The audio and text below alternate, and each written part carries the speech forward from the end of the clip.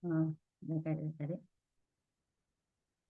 Bismillahirrahmanirrahim. Assalamualaikum warahmatullahi wabarakatuh.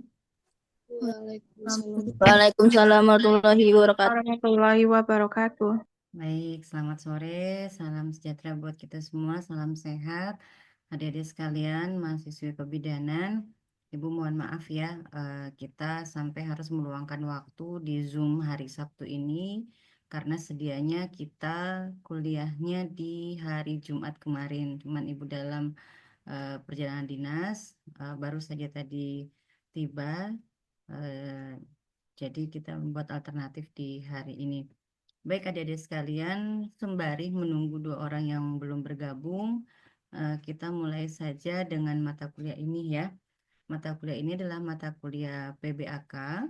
Ibu akan paparkan terlebih dahulu RPS, rencana pembelajaran dalam satu semester ya, apa saja materi-materi yang harus adik-adik semua kuasai, apa saja materi dalam PBAK ini dan kenapa kita harus belajar PBAK. Nah, mata kuliah PBAK ini adalah mata kuliah wajib bagi mahasiswa-mahasiswi Poltekkes di semua prodi. Jadi semua prodi ada semua mata kuliah PBAK-nya. Jadi semua wajib.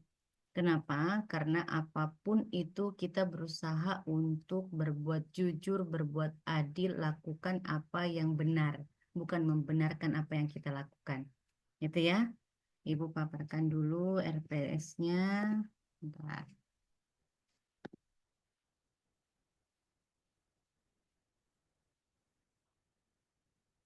Baik, adik-adik sekalian, ini RPS mata kuliah kita.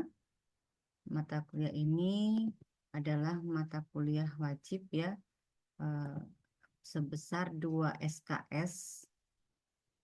Ibu koordinatornya sendiri ya untuk mata kuliah ini kan angkatan kalian ada 2 kelas ya.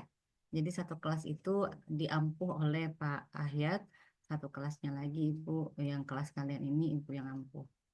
Baik, mata kuliah ini kalau kita lihat capaian yang harus adik-adik tempuh, yaitu kalau kita lihat capaian pembelajaran prodinya, lebih kepada kita mau mengarahkan adik-adik bagaimana bersikap, bagaimana attitude, etika, moral, dan integritasnya, bagaimana profesionalitasnya sebagai calon tenaga kesehatan yang profesional, sebagai calon ahli eh, bidan yang profesional, di mana khusus untuk capaian mata kuliah yang ingin kita capai, bagaimana adik-adik mampu mengetahui tentang budaya anti korupsi itu seperti apa, bagaimana kalau budaya anti korupsi itu diinterpretasikan pada peran kalian sebagai mahasiswa sesuai dengan sikap dalam nilai dan budaya anti korupsi ini dalam kehidupan sehari-hari. Ya, ada beberapa adapun sub pokok bahasan yang akan kita bahas selama 16 kali tatap muka, yaitu mulai dari konsep umum korupsi dan jenis-jenis korupsi, pola penyebabnya, modus korupsi di Indonesia. Ini akan kita bahas di pertemuan pertama, sejarah korupsi, upaya pemberantasan, sampai kepada bagaimana peran adik-adik sebagai mahasiswa, sebagai agent of change, dalam hal sebagai inisiator, edukator, dan motivator, serta implementator dalam keterlibatan adik-adik dalam hal bagaimana sebagai penyuluh anti korupsi. Itu adalah eh, muara dari mata kuliah kita ini. Nah, sementara itu bobot penilaian yang akan kita capai di mata kuliah ini, adapun persentasinya yaitu UTS UAS 20 masing-masing 20%, penugasan juga 20%. Sementara karena ini adalah mata kuliah yang mengarahkan pada bagaimana menilai attitude kalian sehingga untuk penilaian sikap itu ada 40%. Penilaian sudah dimulai hari ini, dimulai di Zoom hari ini. Jadi sudah mulai berjalan. Nanti bagaimana proses penilaian sikap ini sudah diatur dalam peraturan akademik Poltekkes Kemenkes Pangkal Pinang. Kemudian untuk referensi bebas kalian menggunakan buku apa saja, tetapi khusus kita di Kementerian Kesehatan kebetulan sudah pernah disusun buku ajar pengetahuan budaya anti korupsi. Ini masih namanya Pusdik SDM Kesehatan. Ini adalah buku wajib untuk mata kuliah PBAK. Tetapi untuk yang lain silahkan. Kalian mau menggunakan apa saja, mau mendownload referensi mana saja silahkan. Ya, silahkan mau menggunakan apa saja yang berbau anti korupsi. Baik, ini sudah Ibu susun dari pertemuan pertama sampai dengan pertemuan terakhir. Nah, untuk hari ini nanti kita akan membahas tentang konsep umum korupsi tersebut, mulai dari pengertiannya, jenisnya, dan modus korupsi yang ada di Indonesia. Baik, sebelum itu kita menyepakati terlebih dahulu hal-hal yang akan kita tuangkan pada kontrak pembelajaran, apa saja yang harus adik-adik penuhi sehingga berhak untuk mendapatkan nilai yang terbaik, nilai A, nilai B, nilai C, atau bahkan ada yang tidak lulus ya. Pengharapan Ibu sih untuk mata kuliah ini semuanya bisa lulus, dilihat dari attitude kalian, dilihat dari sikap keseharian kalian, dan mungkin tugas-tugas yang sudah kalian buat. Nah, baik, kita buat kesepakatan terlebih dahulu ya, buat kesepakatan terlebih dahulu sebelum kita memulai pembelajaran hari ini sama ke depannya. Nah, di mata kuliah PBAK ini kita buka file saja dulu ya.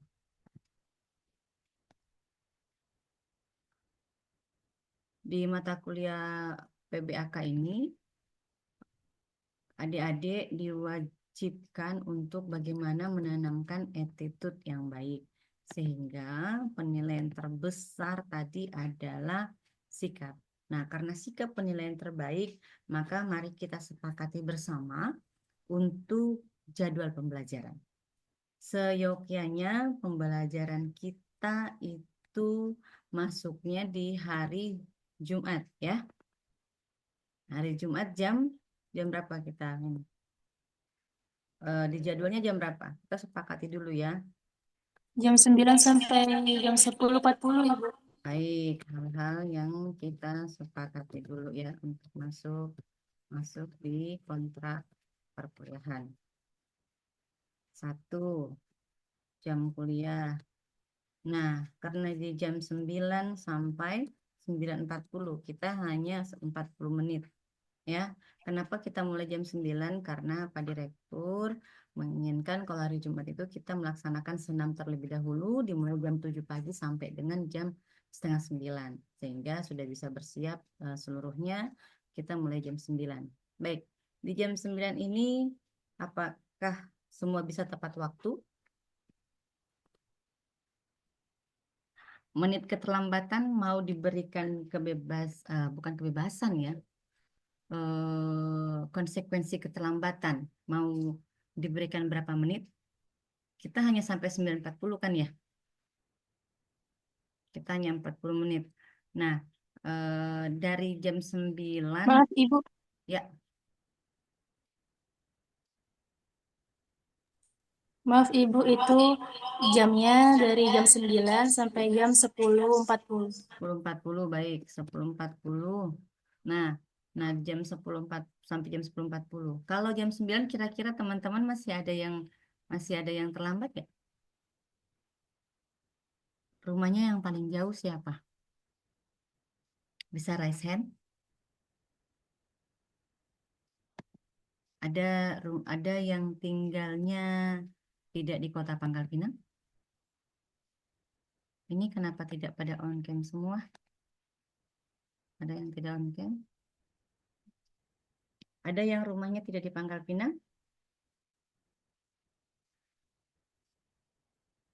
Nggak ada. Baik. Rumahnya yang terjauh siapa? Ada, Bu. Siapa? Gina, Bu. Dina di mana? Di Balun Hijau. Balun Hijau. Balun Hijau yang terjauh. Baik. Yang lain? Ada lagi yang paling jauh dari Balun Hijau? Baik, kalau balon ijo ke kampus itu menempuh perjalanan berapa menit? Biasanya 35 menit, Bu. Biasanya setengah jam. Berarti kalau berangkatnya jam 8 masih bisa tidak telat ya. Kecuali berangkatnya di kurang jam 15 jam 9 ya. Kita mau sepakati memberikan alternatif keterlambatan atau tidak? Jam 9 sudah cukup siang kan? Atau kira-kira teman-teman satu kelas ini masih masih ada yang biasa terlambat nggak? Jam 9. Nah, kita fair-fairan dulu nih. Supaya nanti ke depannya kalau ada yang terlambat kita berikan apa gitu. Apakah masih bisa masuk di kelas atau tidak bisa masuk di kelas atau kita anggap seperti apa? Karena kalian kan minimal sudah berusaha tuh berangkat dari rumah ke kampus, kemudian sampai di kampus. Kalau kita tidak menyepakati untuk memberikan keringanan kepada teman-teman, akhirnya kasihan teman-teman yang sudah berusaha untuk jalan. Cuman kasihan juga tidak boleh terlalu diberikan kelonggaran sehingga menyepelekan hal-hal tersebut. Ya, kalau misalnya dari perjalanan ada yang terlambat dari jam 9, kita kasih alternatif berapa menit? Izin Ibu 10 menit. 10 menit, ada tawaran 10 menit, ada lagi. Ada lagi nggak? Cukup 10 menit? Baik, kalau nggak ada yang berbicara, berarti kita sepakati 10 menit ya keterlambatan. Tapi dengan tetap kita memulainya jam 9. Kalau masih ada yang terlambat sampai jam 9 lewat 10, itu masih kita izinkan masuk. Tapi kalau sudah lewat jam 9 lewat 10, teman-teman yang terlambat ini mau diapain nih? Disuruh pulang saja atau mau diapain? Izin Ibu, boleh Ya. masuk, kehadirannya tidak dihitung. Novita boleh masuk, tapi kehadirannya tidak dihitung. Baik, ini kalau terlambat boleh masuk, tapi kehadirannya tidak dihitung. Ada tawaran lain? Silahkan. Jadi, Izin Ibu denda aja Ibu. denda seperti apa, Safara? Denda uang seperti uang misalnya 10.000 Ibu, terus masukkan ke dalam uang kas. Baik, ini saran yang kedua. Denda 10.000 masukkan ke dalam uang kas kelas. Oke, ada lagi? Ada lagi tawaran lain? Tapi masih dianggap hadir gitu ya? Masuk dianggap hadir tapi bayar denda gitu ya? Iya Ibu. Ini belum ada kita sepakati ya. Ini masih alternatif ya. Silahkan ada lagi nggak?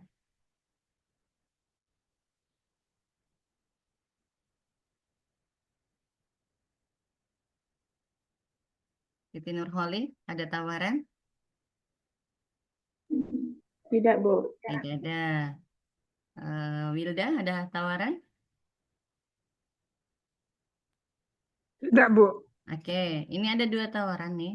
Eh, Kalau terlambat boleh masuk tapi kehadirannya tidak dihitung. Yang kedua, boleh masuk dianggap hadir tapi bayar denda 10.000 masuk ke uang kas.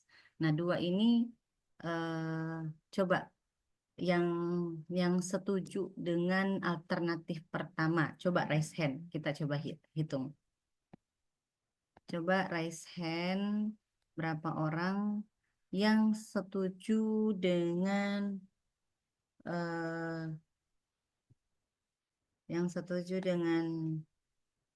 ayo raise hand di ini di aplikasi Zoom-nya berapa orang nanti Ibu hitung. Yang setuju jika terlambat ya. Jadi jika terlambat dianggap tidak hadir tapi bisa masuk di kelas dengan mengikuti materi yang berlangsung. Oke, yang setuju dengan pertama baru Novita ya. Yang lain ada yang setuju ya? Novita, Novita aja nih yang setuju. Yang lain nggak setuju ya? Oh, sama Verza ya? Mana tadi Verza? Ah, itu sudah banyak. 1, 2, 3, 4, 5, 6, 7, 8. Nah, kok di unraise lagi? Jadi berkurang? 1, 2, 4, 5. 5 orang yang setuju dengan alternatif pertama. Berarti karena hanya 5 orang yang setuju dengan alternatif pertama, berarti ada 20-an lebih yang setuju dengan alternatif kedua. Iya, Ya, Bu. oke. Ya, Bu. Baik. Iya, Bu. Baik, berarti kita sepakati kita menggunakan alternatif yang kedua. Berarti kalau terlambat tetap masuk tapi didenda 10.000. Silahkan kalian atur sendiri ya dendanya untuk masuk di kas kelas. Silahkan, ini yang maksudnya. Tapi kita hanya memberikan keterlambatan maksimal 30 menit ya. Lewat dari 30 menit, Ibu tidak izinkan masuk lagi ya karena sudah mengganggu proses perkuliahan. Karena kita sudah mulainya sudah sangat siang. Jam 9 itu sudah sangat siang ya. Baik. Yang kedua, kalau misalnya kalian tidak masuk kelas, misalnya ada izin ada kegiatan-kegiatan kampus, ini boleh kalian lakukan karena diarahkan untuk mengikuti UKM ya. Jadi ada surat dispensasi yang akan dikeluarkan oleh kemahasiswaan. Tapi kalau misalnya ada urusan keluarga atau misalnya sakit. Kalau sakit ibu hanya bisa kalau sakit wajib untuk memberikan surat keterangan dokter. Ya, kalau tidak ada surat keterangan dokter, ibu akan menganggap apa? Oke. Nah, kalau izin ada keperluan keluarga, silakan izin ke sipennya. Ya, silakan izin ke sipennya. Nanti sipennya yang memberitahukan ke ibu. Oke, ada lagi yang perlu kita bahas untuk kontrak perkuliahan? Hari Jumat itu adik-adik sudah ada seragam belum? Ya, Ibu. Udah, Bu. Sudah, Bu. Sudah ada tapi seragam yang putih itu ya? Udah, Lengkap, Ibu, Bu. sudah dapat semua. Sampai Jumat pakai apa? Izin Ibu batik. Batik. Baik. Nanti malam sebelum perkuliahan, Ibu akan WA si pennya apakah di hari Jumat itu kita pakai batik atau kita pakai pakaian olahraga. Ya. Nah, kalau pakaian olahraga bebas kalian mau pakai pakaian olahraganya sudah ada seragamnya? Izin Ibu, Sudah, sudah. Bu. Oh, sudah juga. Baik. Berarti nanti malam sebelumnya Ibu akan sampaikan. Baik. Ada lagi yang perlu kita bahas di kontrak ini? Cukup? Baik. Kita cukupkan ya. Kita masuk sekarang ke materi PBAK. Pendidikan, Budaya, Anti Korupsi.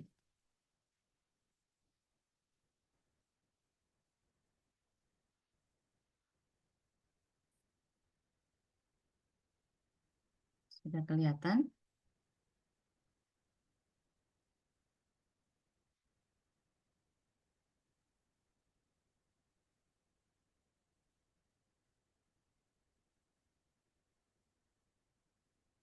Baik, adik-adik sekalian, PBAK. Adik-adik izin kalau misalnya ada yang mau konfirmasi tentang mata kuliah ini, ada tugas yang Ibu berikan, mau japri ke Ibu langsung silahkan di nomor 0823 4612 4627. Ini nomor telepon dan nomor WA, kalian bisa chat langsung. Nah, kalau misalnya ada tugas yang kesulitan mungkin dikirim ke Simbal, adik-adik boleh mengirimkan ke email Ibu nurhayati@poltekkespangkalpinang.ac.id. ac.id. Baik, sekarang kita akan membahas pendidikan dan budaya anti korupsi atau PPAK. Nah, ini akan kita bahas mulai dari pengertiannya, ciri, modus, pola dari korupsi tersebut, bagaimana korupsi dalam berbagai perspektif, perspektif budaya, agama, dan hukum. Ya, kita lihat dari segala perspektif. Kita lihat dulu dari pengertiannya secara etimologi. Nah, kalau secara etimologi, istilah korupsi ini berasal dari bahasa Latin. Dari bahasa Latin. Ya, maaf. Kelihatan ya.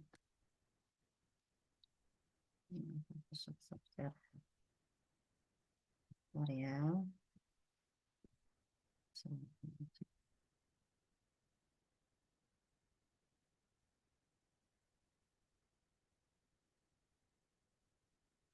Nah, kalau lihat dari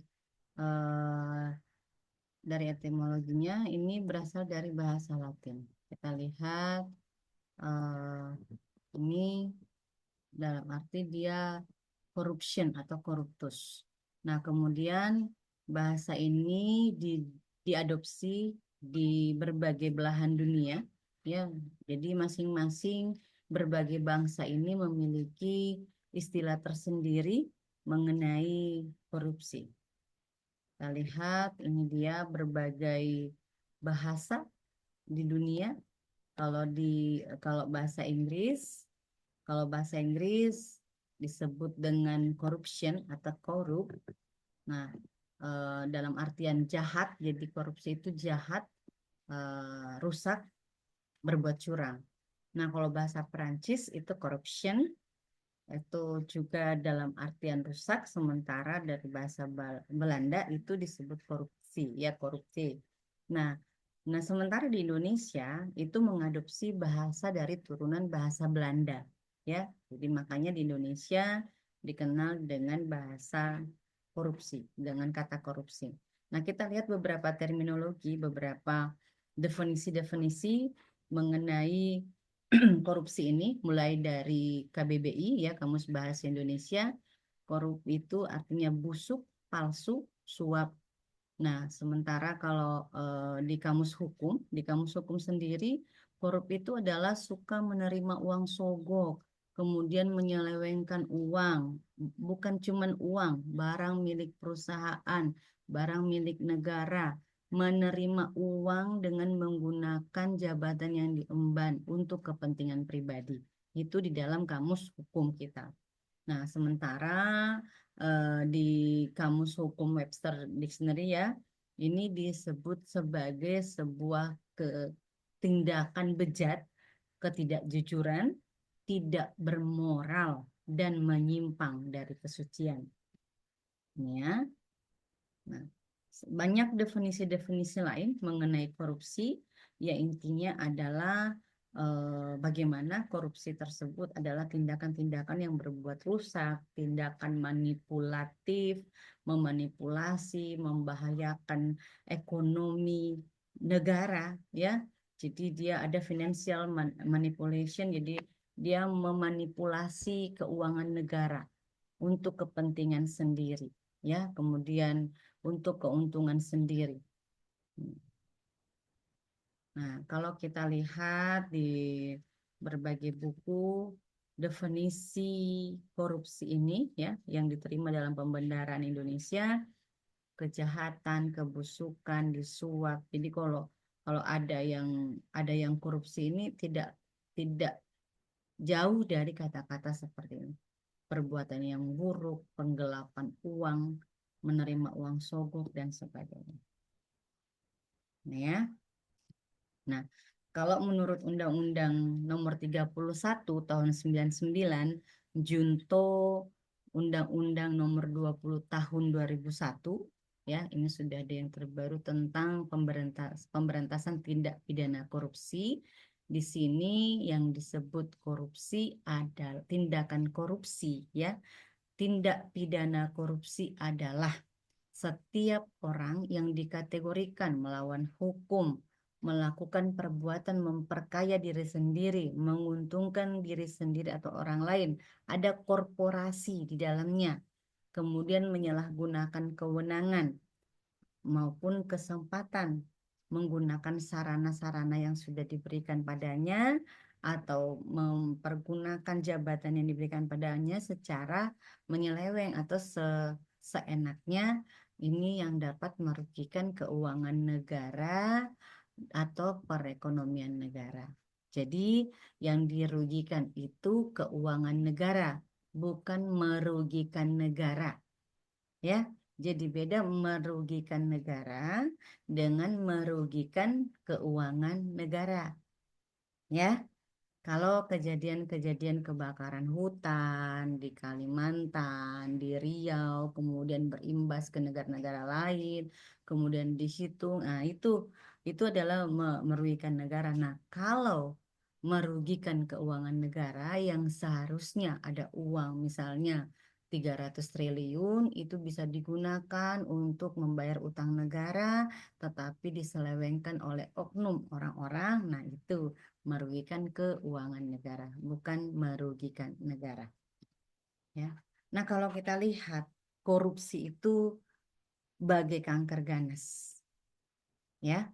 Ya, seperti kanker ganas yang sudah yang akut ya, menggerogoti keuangan negara, menggerogoti perekonomian negara kita yang secara perlahan-lahan tapi pasti menempel di semua lini, mulai dari unsur pendidikan, kesehatan, hukum, banyak lagi, banyak sudah contoh. Apalagi kita di Pangkal Pinang. Pangkal Pinang itu sekarang terkenal dengan 271, terkenal dengan 300 triliun.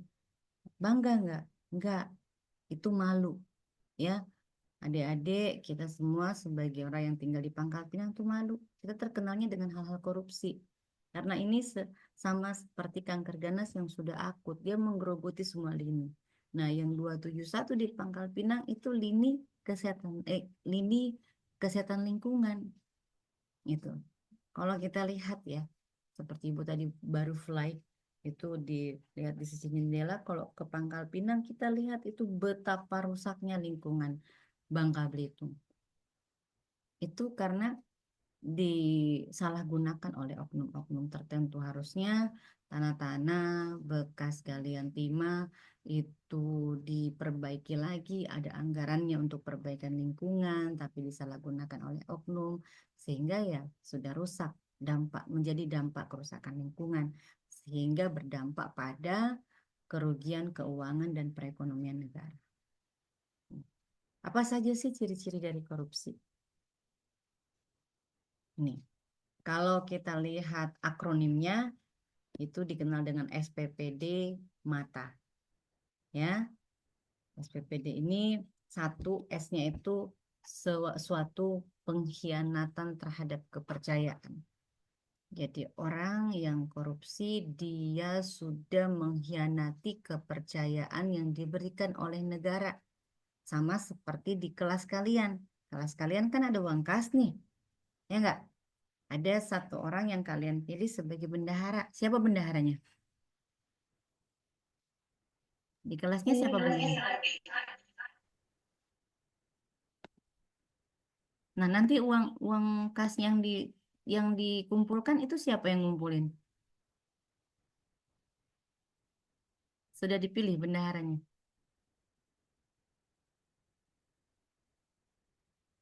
Nah, kalau misalnya Regita dipilih sebagai bendahara, uang sudah terkumpul nih. Ya, uang sudah terkumpul. Oh, ternyata teman-temannya banyak yang telat. Ya, lumayan lah 10.000 sekali telat.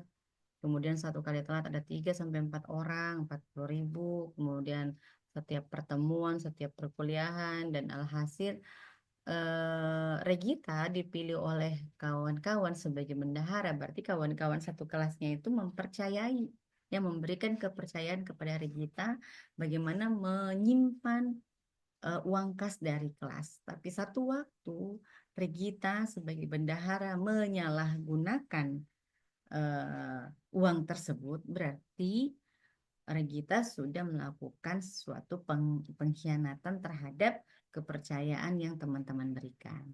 Seperti itu ya contohnya.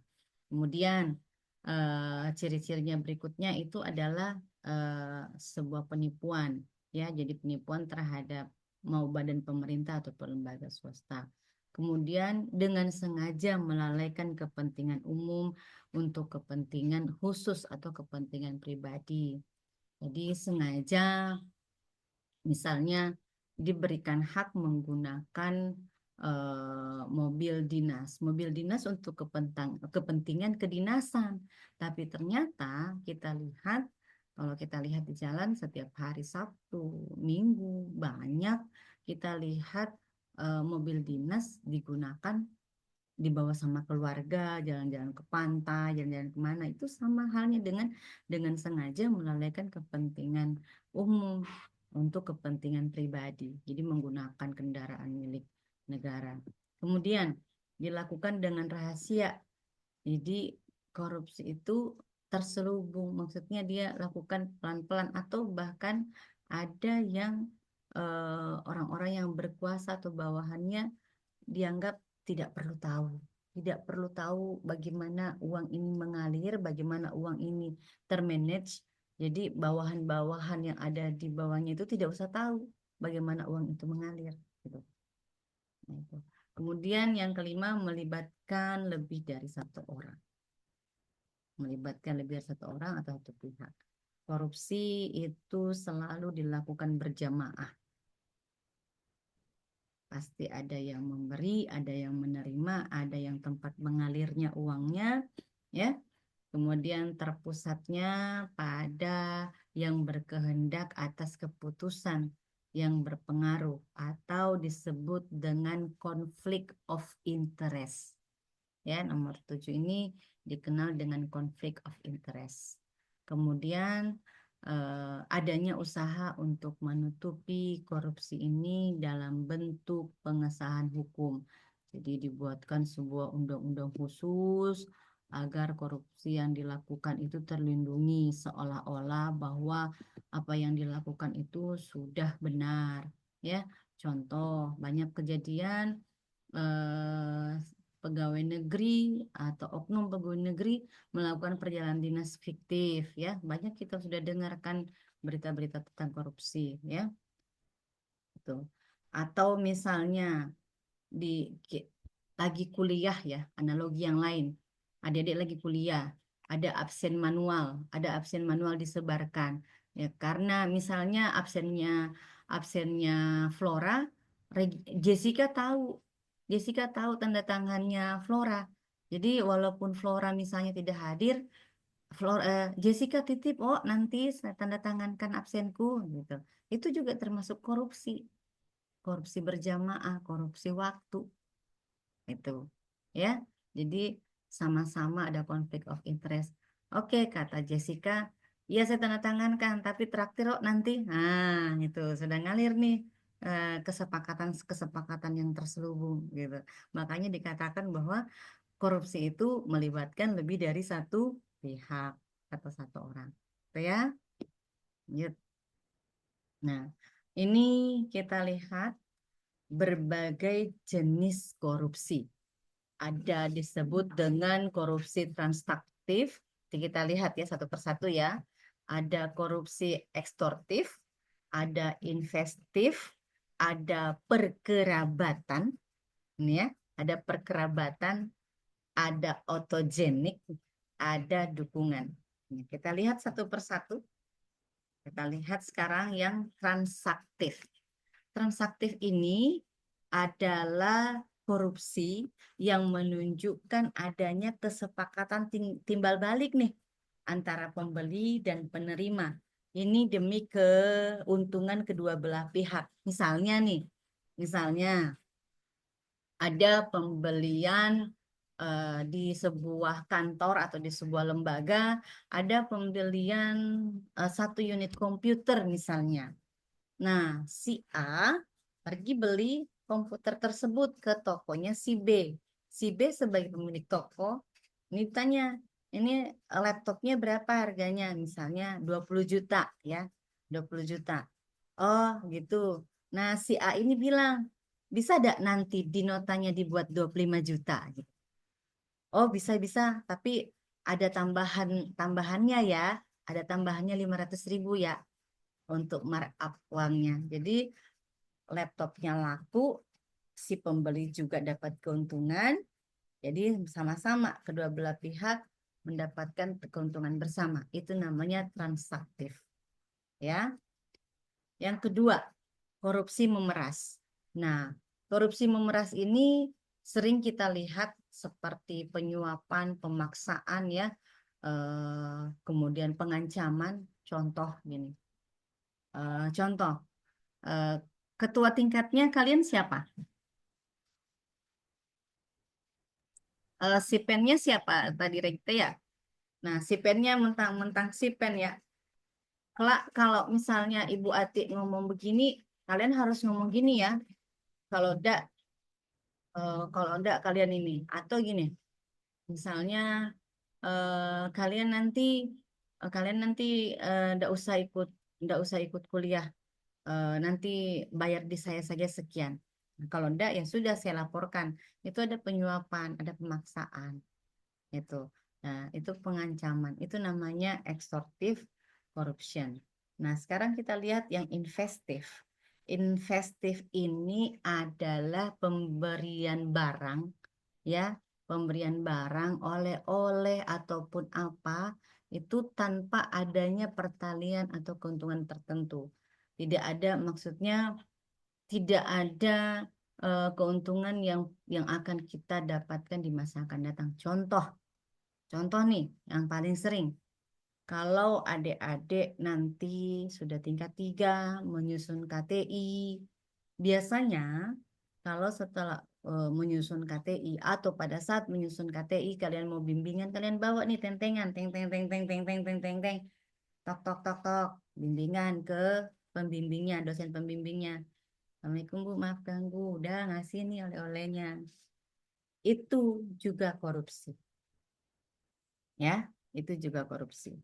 Jadi ke depan semua proses-proses seperti itu yang dialami oleh kakak-kakak tingkat kalian banyak itu sudah mulai kita akan periksa, kita akan audit, ya. Nah, kemudian kekerabatan. Nah, ini yang paling banyak nih, nepotisme. Nepotistic corruption ini banyak. Diangkatlah saudaranya, karena sepupunya, karena ponakannya, karena omnya, karena siapanya. Gitu. Karena mentang-mentang pamannya yang kepala daerah misalnya, ya sudah nanti yang jadi eh, kepala dinasnya si A. Kenapa? Dia ponakannya. Udah, nanti kalau pendaftaran ada ribuan pendaftar masuk, titip, oh ini keponakanmu. Gitu. Itu nepotistic corruption. Itu juga korupsi. Karena memang tidak dalam bentuk uang, tetapi bentuk lain ini bertentangan dengan norma-norma atau peraturan yang berlaku. Ya, jadi nepotistic corruption ini tidak bentuk uang, tapi dia bertentangan dengan norma. Oke. Korupsi berikutnya defensive corruption. Ya, defensive corruption ini adalah pemerasan tetapi dalam rangka mempertahankan diri. Ya, dia memeras dalam rangka mempertahankan diri. Contoh ya. Contoh sebuah kantor ini kedua belah pihak atasan sama bawahan sudah sama-sama tahu kecurangan masing-masing. Si A si A ini sebagai bawahan dia nyampaikan gini, saya akan laporkan kecurangan Bapak, ya kan? Saya akan laporkan kecurangan Bapak. Kalau memang Bapak tidak mau dilaporkan gitu ya, itu Bapak bisa beri saya uang. Karena pasti di ujung-ujungnya saya akan dipecat di kantor karena saya bawahan Bapak. Ya, jadi itu adalah defensive corruption. Korupsi pemerasan tapi dalam rangka mempertahankan diri. Gitu. Jenis korupsi yang berikutnya adalah korupsi otogenik. Ini dilaksanakan oleh seorang diri. Dia tidak perlu ada bantuan orang lain. Contoh, dia pergi membeli sesuatu, ya, dia pergi membeli sesuatu. Kemudian harganya 1 juta, ya, harganya 1 juta. Sudah bayar melalui QRIS, ya, ada bukti QRIS-nya. Tapi karena dia pintar memanipulasi file, bukti QRIS itu dari 1 juta diganti 5 juta. Tanpa sepengetahuan penjual, harga barang itu dinaikkan menjadi 5 juta. Dia beli misalnya alat apa, harganya cuma 1 juta, dia belinya cuma 1, dia markup, membuat nota seolah-olah dia beli 5. Jadi dia bikin manipulatif 5 juta dengan seolah-olah beli 5 barang. Tapi ini tanpa sepengetahuan dari si penjual tadi. Nah, ini bedanya tadi yang korupsi yang kerjasama ya. Jadi kalau korupsi otogenik ini adalah korupsi yang dilakukan diri sendiri, keuntungannya ke diri sendiri, tidak melibatkan orang lain. Tidak ada persetujuan dari si tokoh tersebut. Gitu. Untuk memarkup hasil pembeliannya. Itu korupsi otogenik. Nah, sementara korupsi dukungan ini banyak yang tidak menyangkut uang, tapi imbalan dalam bentuk lain pun juga ada. Misalnya, baik kalau kamu lakukan, saya naikkan pangkatmu, gitu. Kalau kamu lakukan, nanti kamu sekeluarga mau kemana saja kamu dapat free, kamu dapat fee apa gitu. Itu. Jadi itu supportive corruption namanya. Korupsi dukungan. Nah, di Indonesia kita lihat bagaimana sih sebenarnya pola korupsi, modus-modus korupsi. Ya, kita sudah sangat geram kalau nonton TV atau scroll-scroll video di media-media sosial. Itu kita sudah banyak sekali melihat tindak pidana korupsi. Ya, banyak sekali melihat tindak pidana korupsi dan sangat geram. Kita lihat modusnya ini kalau konvensional ini seperti SPPD. SPPD itu surat perintah perjalanan dinas. Ya. Ini surat perintah perjalanan dinas ini selalu dilakukan oleh oknum PNS atau ASN. Jadi di sebuah perjalanan dinas ASN atau aparat negara itu terdiri atas tiket hotel, perjalanan darat, ya, taksinya dari kantor ke bandara, bandara ke hotel tempat tujuan kegiatan, itu semua ada nilainya, itu semua ada ada kwitansinya dan segala macam. Nah, ini yang kadang dikorupsi oleh oknum PNS, oknum penegak hukum. Mereka membuat SPPD fiktif. Ada yang tidak jalan perjalanan dinas, misalnya dibuatkan surat tugas saja, tapi dia tidak berangkat. Dia membuat nota tiket palsu, nota taksi palsu, atau kerjasama sama oknum travel, buatkan saya seolah-olah saya beli tiketmu segala macam, sampai lengkap dengan boarding pass palsu dan segala macam. Itu paling sering banyak ditemukan oleh KPK pada saat mengaudit SPPD atau perjalanan dinas dari aparat sipil negara. Itu ya, banyak.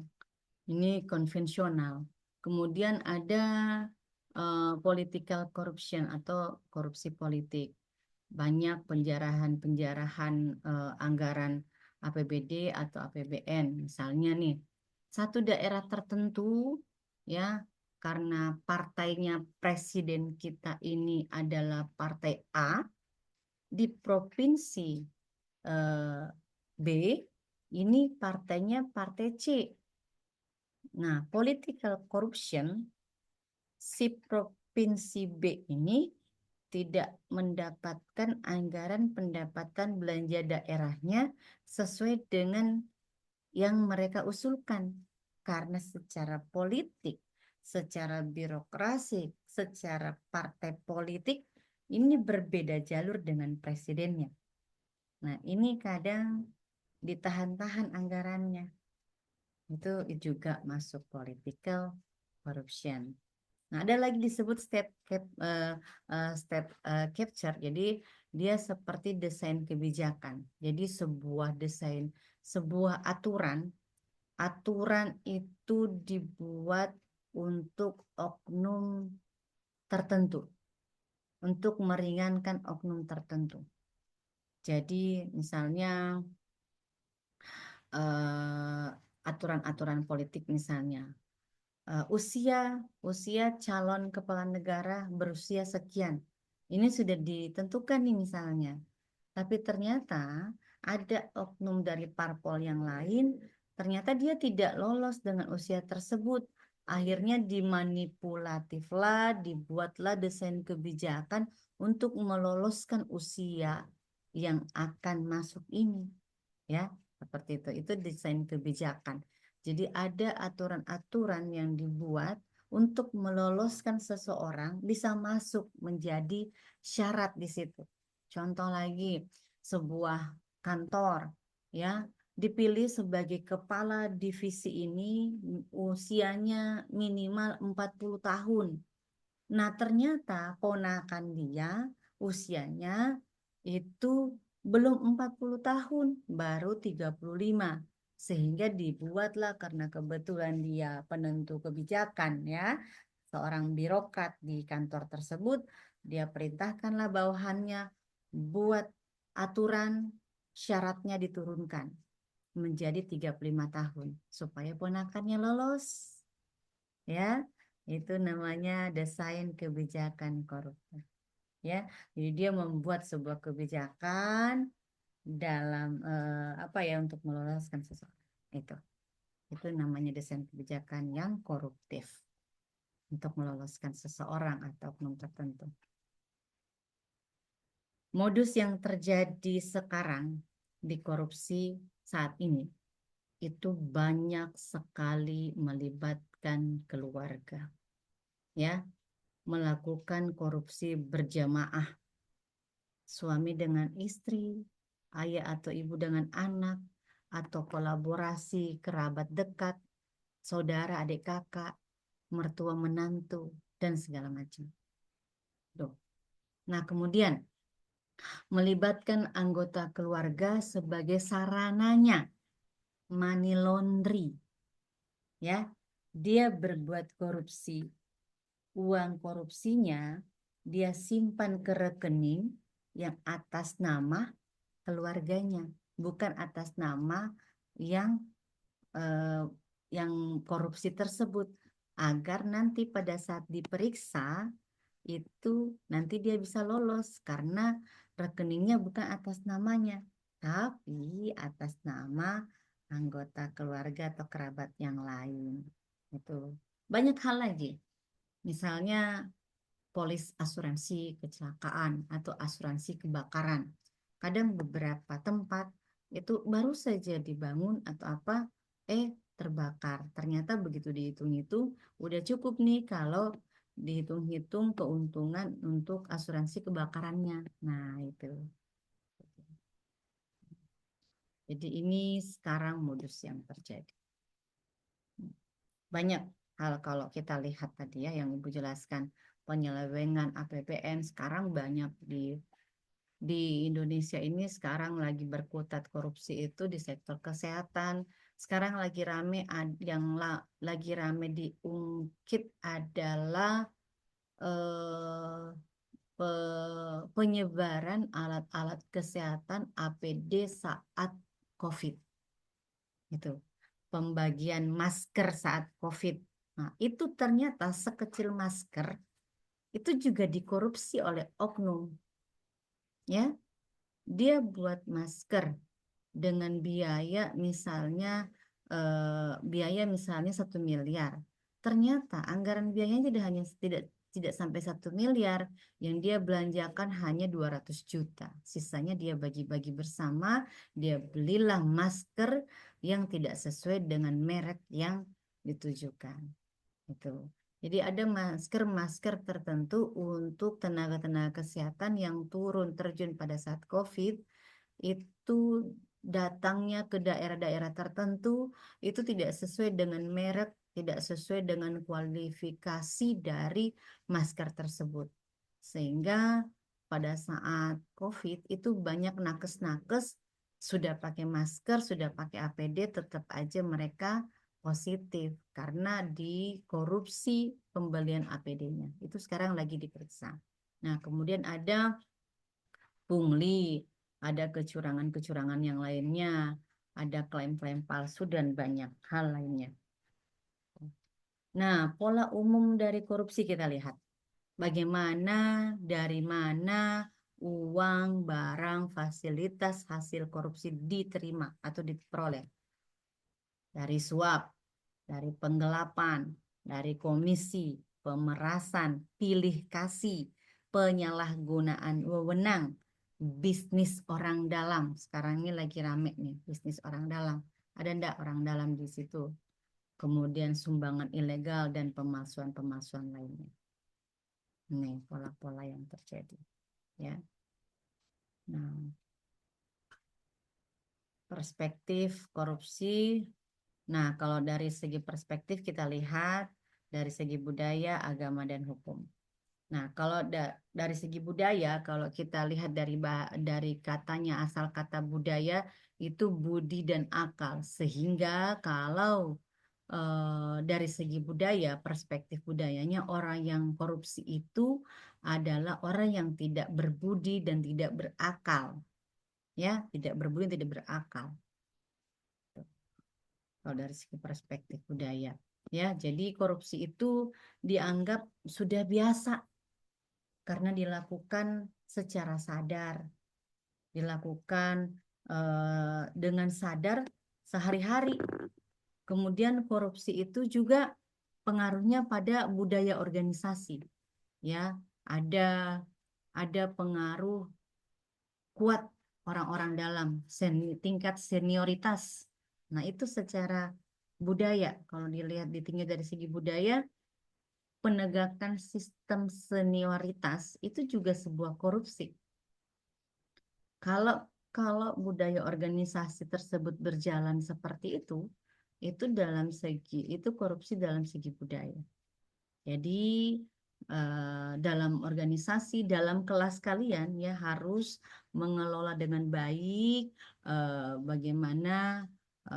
bagaimana budaya-budaya yang ada dalam kelas tersebut, sehingga apapun yang dikelola dalam kelas, baik itu uang tadi uang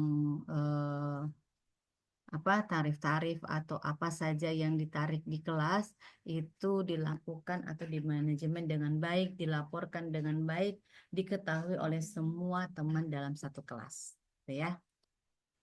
Nah, ini tadi yang Ibu sampaikan. Membiasakan yang benar, bukan membenarkan yang biasa. Itu, ya. Ini dari segi budaya. Nah, sekarang dari perspektif agama. Kalau dari perspektif agama, mohon maaf yang non-muslim ya, kalau dalam Islam itu ada dalam sabda Rasulullah SAW menyatakan bahwa barang siapa membeli baju dengan harga 10 dirham, sedangkan ada 1 dirham saja dalam 10 dirham tersebut berasal dari sumber haram, maka Allah Subhanahu wa Ta'ala tidak akan menerima orang tersebut, tidak akan menerima ibadah orang tersebut selama baju itu dipakainya. Gitu. Jadi apapun yang kita beli itu dari uang yang halal. Karena 1 rupiah pun dalam misalnya dalam 10.000, 1 rupiah pun dalam 10.000 itu kalau ada yang tidak halal didapatkan, maka selama kita menggunakan barang tersebut Allah tidak akan menerima pahala kita. Allah tidak akan menerima apa-apa yang kita kerjakan, tidak menerima sholat kita. Itu kalau dari segi perspektif agama. Nih. Ya, jadi ada juga mengatakan perbaikilah makananmu, niscaya doamu akan dikabulkan. Artinya bahwa makanan-makanan yang kita makan betul-betul semua uangnya bersumber dari hal-hal yang halal, ya, tidak ada haramnya. Dan ibu yakin tidak ada satu agama pun, ya, tidak ada satu agama pun yang membenarkan seseorang itu melakukan korupsi, ya, itu tidak ada satu. Nah, dalam surat Al-Baqarah juga disebutkan, janganlah kalian memakan harta di antara kalian dengan cara yang batil dan dengan mencari pembenaran kepada hakim-hakim agar kalian dapat makan harta orang lain dengan cara dosa, sedangkan kalian tahu bahwa itu adalah dosa. Itu, ya. Jadi ibu yakin tidak ada satupun agama di Indonesia yang memperbolehkan korupsi. Agama apapun. Tidak ada yang, oh ya sudah, untuk agama non-muslim bisa, enggak ada. Semua sudah diatur karena kita kalau agama itu kalau dari segi katanya A itu tidak, agama itu rusak. Jadi orang yang beragama itu orang yang tidak rusak. Jadi kalau orang yang korupsi, orang yang melakukan penyelewengan, berarti orang yang tidak beragama, orang yang rusak. Gitu ya. Nah, kalau kita lihat, kalau kita lemah dalam sisi religius, kemudian apresiasi kita terhadap kemuliaan-kemuliaan agama, lemah disiplin diri, etika, mau itu bekerja maupun kehidupan sehari-hari, ada tamak, sifat tamak, egois, mementingkan diri sendiri, inilah yang mendorong kita untuk mendorong orang-orang untuk melakukan korupsi. Ini. Ya, jadi banyak hal-hal yang kalau dalam segi disiplin diri sudah tidak benar, maka ini yang bawa kita sudahlah sedikit juga, sudahlah cuma segini, ya. Padahal cuma segini itu ya sedikit pun tetap tidak halal, tidak benar, gitu ya. Nah, kalau dalam segi hukum, ya jelas korupsi itu adalah perbuatan melawan hukum, mau langsung maupun tidak langsung.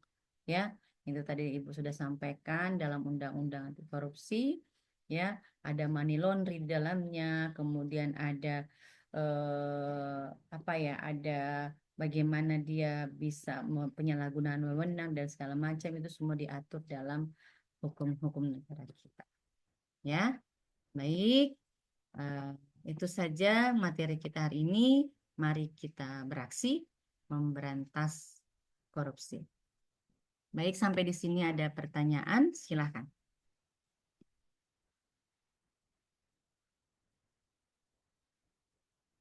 Ada yang bertanya? Adik-adik semua di sini sudah melakukan KRS-an? Sudah, Ibu. Sudah semua Sudah, ya. Ibu. Berarti nama-namanya sudah ada semua di Siakat ya. Baik. Kalau tidak ada pertanyaan, insya Allah nanti materi ini Ibu akan upload di Simbal lengkap dengan RPS-nya. Nanti juga Ibu akan masukkan tugas, tapi nanti hari Senin Ibu masukkan. Hari Senin Ibu masukkan, nanti Ibu sampaikan sama si Pen setelah Ibu masukkan. Karena nanti Ibu akan pasang timing atau timer untuk pembuatan tugasnya sampai kapan ya, untuk sebagai pengingat adik-adik sekalian agar semuanya tidak tidak terlewat mengerjakan tugasnya, gitu ya. Baik, sekali lagi ada pertanyaan? Cukup sampai di sini? Oke, baik adik-adik sekalian, kalau tidak ada pertanyaan, nanti kalau pada saat Ibu sudah mengupload ke Simbal, kalau misalnya ada pertanyaan di sana, silahkan Ibu akan buka forum diskusi di Simbal tersebut ya. Kalau ada yang, atau mungkin ada yang mau japri ke Ibu WA, mau nanya-nanya tentang ini, boleh ya. Baik, kalau tidak ada lagi, kita cukupkan pertemuan kita sore hari ini. Mohon maaf sudah mengganggu waktu istirahat adik-adik di hari Sabtu ini yang harusnya sudah istirahat ya.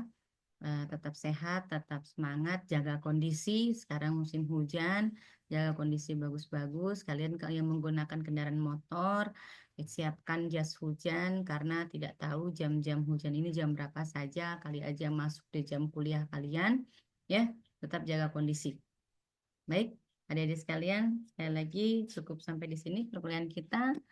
Sekian, wassalamualaikum warahmatullahi wabarakatuh. Waalaikumsalam Waalaikumsalam warahmatullahi warahmatullahi wabarakatuh. wabarakatuh. Terima Terima kasih, kasih. Ibu. Sama Ibu N ya, ininya.